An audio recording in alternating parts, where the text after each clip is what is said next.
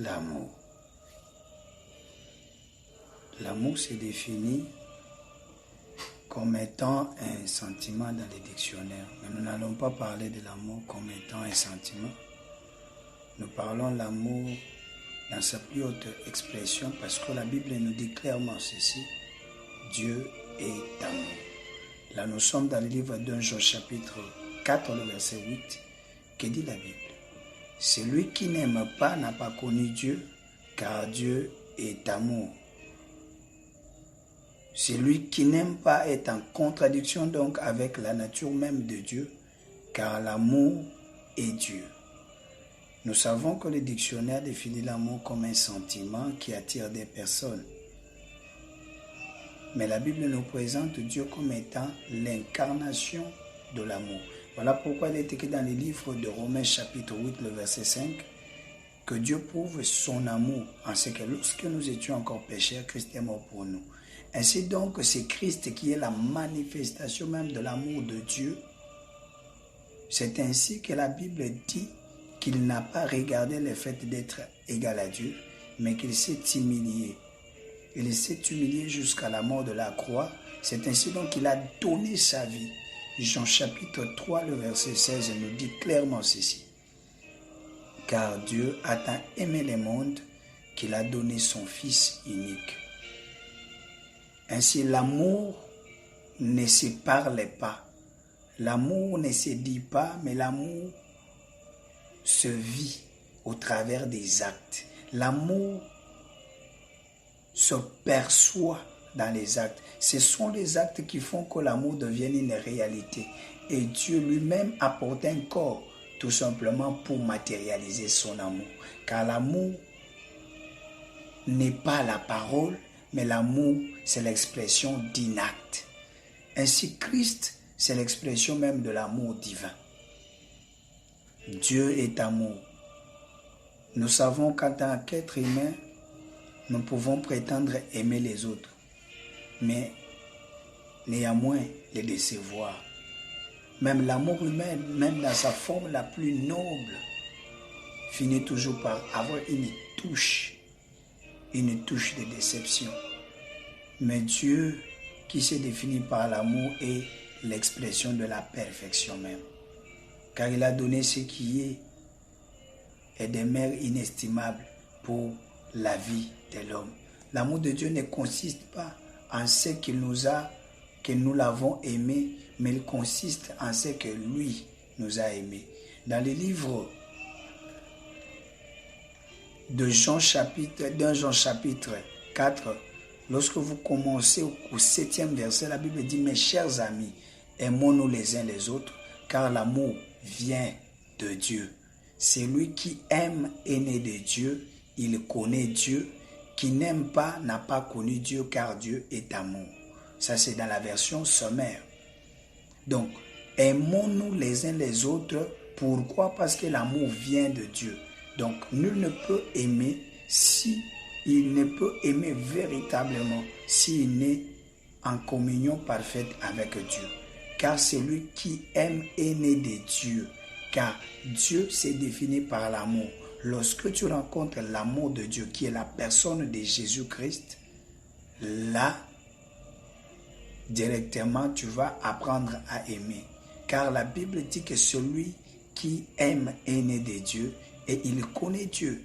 Et celui qui n'aime pas n'a pas connu Dieu, car Dieu est amour. C'est ainsi donc qu'il est écrit que voici, Dieu a manifesté son amour pour nous. Il a envoyé son Fils unique dans le monde pour que par lui, nous ayons la vie. Et voici en quoi consiste cet amour. Ce n'est pas nous qui avons aimé Dieu, mais c'est lui qui nous a aimés. Aussi a-t-il envoyé son Fils unique pour expier nos péchés. 1 Jean chapitre 4, le verset 7 à 19. Mais là où nous avons lu, nous nous arrêtons juste au 10e verset.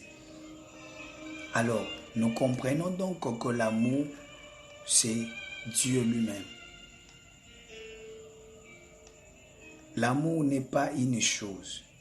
L'amour n'est pas une aspiration. Il n'est pas une valeur, mais l'amour, c'est la personne de Dieu. Dieu est amour. Ce que Dieu a fait pour l'humanité, pour que l'homme soit sauvé, c'est manifester son amour. Jésus-Christ est l'incarnation de l'amour de Dieu. Voilà pourquoi donc Jésus dit clairement ceci dans le livre de Romains chapitre 8, que Dieu prouve son amour envers nous, en ce que lorsque nous étions encore pécheurs, Christ est mort pour nous. Christ est mort car il est l'expression de l'amour. Il est écrit quelque part et qui fait miséricorde jusqu'à 1000 générations à ceux qui m'aiment et qui gardent mes commandements. Ainsi donc la miséricorde de Dieu est disponible pour ceux qui aiment Dieu et qui gardent les commandements de Dieu.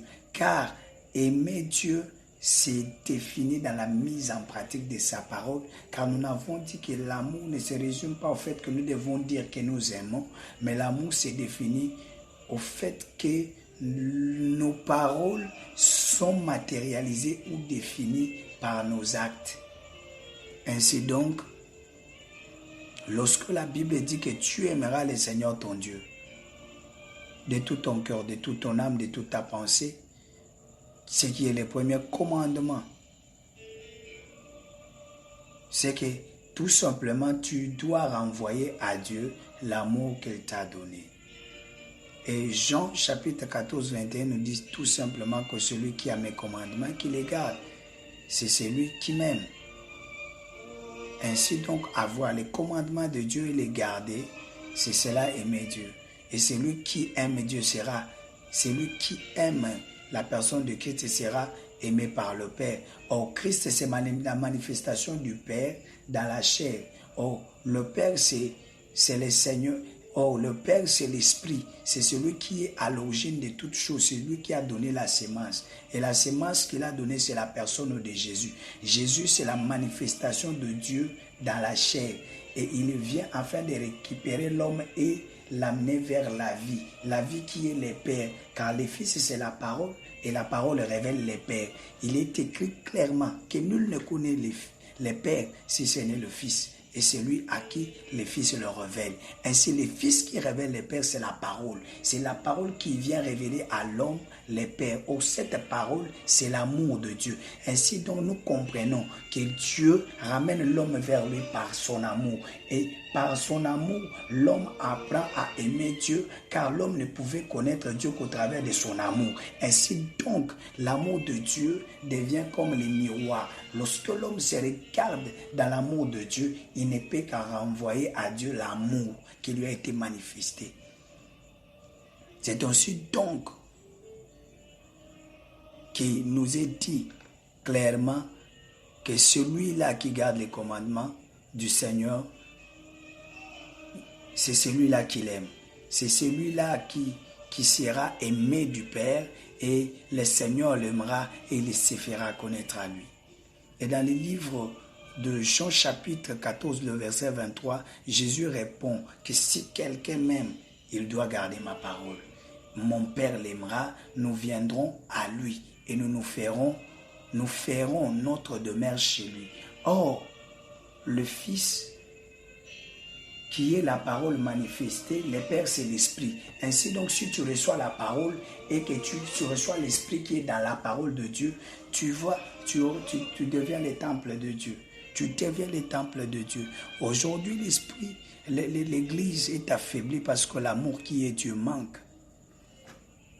Voilà pourquoi il est écrit que si quelqu'un vient à moi, et s'il n'est pas son père, sa mère, sa femme, ses enfants, ses frères, ses soeurs, et même à sa propre vie, il ne peut être mon disciple. Mais beaucoup de gens dans l'Église prétendent être les disciples du Seigneur. Mais tandis qu'ils ne sont pas capables de manifester l'amour. Or, que dit le livre d'Un Corinthiens chapitre 13 ? Lorsqu'il parle, il définit maintenant les aspects auxquels s'attache l'amour, le vrai. Parce qu'il est écrit clairement que ce que l'amour n'est pas. Aujourd'hui, nous trouvons des personnes qui prétendent aimer Dieu, mais qui manifestent des caractères qui n'ont rien à voir avec la parole de Dieu. Les caractères qui n'ont rien à voir avec ce que la parole définit de l'amour. L'amour de Dieu n'est pas une blague. L'amour de Dieu n'est pas un concours, comme certains disent. L'amour de Dieu n'est pas quelque chose avec lequel on blague, parce que Dieu s'est défini lui-même directement par l'amour. Ainsi donc, nous ne pouvons pas blaguer avec l'amour. Nous ne pouvons jamais blaguer avec l'amour de Dieu. L'amour, la Bible dit qu'elle est patiente. Parce que, quelque part, Paul dit en effet, si je parlais des langues des hommes et même celles des anges, mais sans avoir l'amour, je ne serais rien de plus qu'une trompette claironnante ou un symbole bruyant. C'est-à-dire, je ne fais que du bruit sans valeur. L'amour, c'est ce qui fait la valeur de la vie chrétienne. Plus loin, Paul dit, si j'ai prophétisé, si je connaissais tous les secrets, même si je possédais toute la connaissance, si j'avais même dans toute sa plénitude la foi jusqu'à transporter les montagnes, sans l'amour, je ne serais rien. La vie chrétienne ne peut avoir sa sens lorsqu'elle se définit hors de l'amour. Il ne peut être nommé une vie chrétienne sans qu'elle soit empreinte de l'amour. L'amour, c'est ce qui fait la valeur de la chrétienté. Or, l'amour, c'est le caractère divin dans l'homme. Car beaucoup de personnes manifestent les dons types de la puissance de Dieu qui restent ainsi, qui manifestent les Seigneurs pour convaincre les âmes sur la terre. Mais cependant, ce qui qualifie les hommes pour les ciels, c'est les fruits. Ainsi donc, il est écrit que tout arbre qui ne portera pas le fruit sera coupé et jeté au feu. Ainsi, les fruits est défini dans le livre de Romains chapitre 6, lorsque vous lisez à partir du 21 à 22. La Bible dit que nous qui étions jadis esclaves du péché, qu'en Christ nous sommes devenus esclaves de Dieu, ayant pour fruit la sainteté et pour finalité la vie éternelle. Ainsi, les fruits qui est attendu de nous, c'est la sainteté. Or, la sainteté la sainteté de Dieu se manifeste. La sainteté de Dieu, c'est que ça montre la perfection de Dieu. Or, dans sa perfection, Dieu a démontré que celui qui aime accomplit toute la loi, et parce que l'amour, c'est la loi de la perfection. L'amour est patient, bien-aimé. L'amour est plein de bonté. L'amour n'envie pas les autres. Il ne cherche pas à se faire valoir. Il ne s'enfle pas d'orgueil. Il ne fait rien de convenant. Il ne cherche pas son propre intérêt. Il ne s'aigrit pas contre les autres. Il ne trame pas de mal. L'injustice, la triste, la vérité les réjouit. Là où il y a l'amour, la vérité existe. L'amour ne coopère pas avec la dissimulation. L'amour révèle la vérité. Et il est même plus loin explicité dans le verset 7 d'un Corinthiens chapitre 13, qu'en toute occasion, l'amour pardonne. Il fait confiance, il espère, il persévère. L'amour n'aura pas de fin. Les prophéties cesseront, les langues inconnues prendront fin. La connaissance particulière cessera. Même notre connaissance partielle est partielle. Et même les prophéties aussi sont partielles. Mais la Bible dit ceci, qu'en somme, ces trois choses demeurent à la fois l'espérance et l'amour. Mais la plus grande d'entre toutes, c'est l'amour. La foi est importante car nous recevons la vie éternelle au travers de la foi dans la personne de Jésus. Car nous sommes sauvés par la foi, mais nous recevons cette grâce par la foi.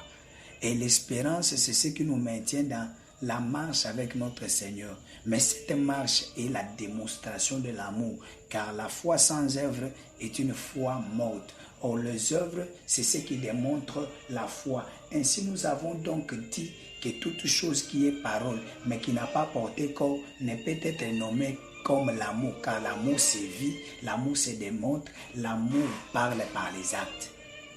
Ainsi donc, bien-aimés dans le Seigneur, cette petite exhortation était justement pour nous rappeler qu'en tant qu'enfants de Dieu, nous avons la responsabilité de démontrer Dieu. Et démontrer Dieu, ce n'est pas que démontrer les œuvres de puissance, car Dieu se démontre plus par la manifestation du caractère divin qui est l'amour et non par la puissance.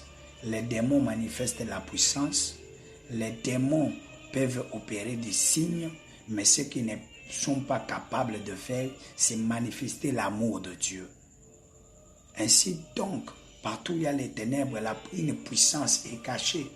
Mais là où il y a la puissance de Dieu, là où le Seigneur Jésus-Christ est manifesté, son amour accompagne. Même la puissance de Dieu est manifestée dans l'amour, tandis que la puissance de l'ennemi est manifestée sous le soubassement de la colère, de la haine. Il y a toujours une main noire derrière la manifestation de cette puissance. Lorsque le diable donne, il y a quelque chose que lui récupère. Tandis que l'amour de Dieu donne sans d'abord attendre en retour. Aimons-nous les uns les autres. Manifestons l'amour qui est Dieu. Allons loin de la haine, de la duplicité, de toutes ces choses qui sont les caractéristiques des ténèbres type de l'ignorance. Car en réalité, il n'y a aucune chose qu'elle aurait été des biens lorsqu'on hait les autres. Lorsqu'on déteste, lorsqu'on fait du mal, l'amour c'est le bien le plus absolu. L'amour c'est la perfection. L'amour c'est Dieu. L'amour c'est Dieu. Et celui qui aime est en train de vivre Dieu, car Dieu est amour. Dieu est amour. Et vous ne pouvez dire que vous aimez Dieu si vous haïssez la personne que Dieu a créée, que vous voyez. Car le Dieu dont vous parlez, vous ne l'avez jamais vu. Ainsi donc, vous devez apprendre à vous aimer les uns les autres. Car il est écrit ceci, je vous donne un commandement nouveau. Jean chapitre 13, 34 à 35. Aimez-vous les uns les autres, comme je vous ai aimé, vous aussi. Aimez-vous les uns les autres. Et à ceci, tous connaîtront que vous êtes mes disciples si vous avez l'amour les uns pour les autres. Et dans le livre d'un Jean chapitre 3, le verset 18, on nous dit, petits enfants, n'aimons pas en parole et avec la langue, mais en action et avec vérité. L'amour, ce n'est pas en parole et avec la langue. L'amour véritable, c'est les actions, c'est la vérité. C'est la vérité.